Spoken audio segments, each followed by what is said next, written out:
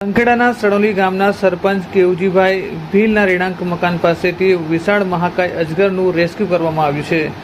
સંખેડા તાલુકાના સણોલી ગામના સરપંચ કેવજીભાઈ ભીલ, જેમના મકાન પાસે 22 તારીખે રાત્રિના 10 થી 11 વાગ્યાના અરસામાં આ મહાકાય અજગરનું રેસ્ક્યુ કરવામાં આવ્યું છે। ખાસ કરીને જે પ્રકારે જોઈ શકાય છે કે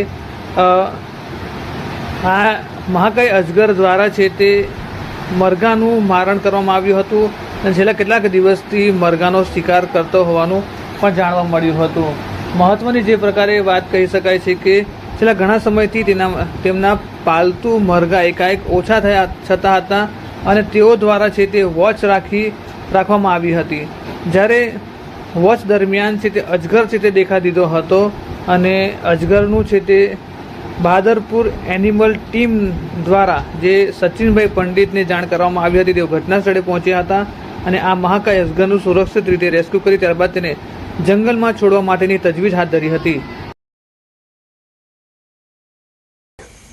સણોલી ગામના કેવજીભાઈ સરપંચ, એમના ઘર પરિસરમાં રહેઠાણ ઇલાકો છે।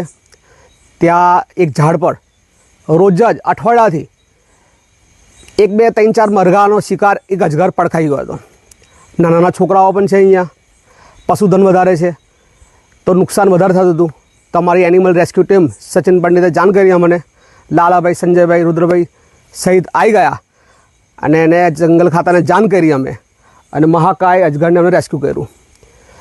અજગર એક એવો સમય હતો વિલુપ્ત થઈ ગયા હતા।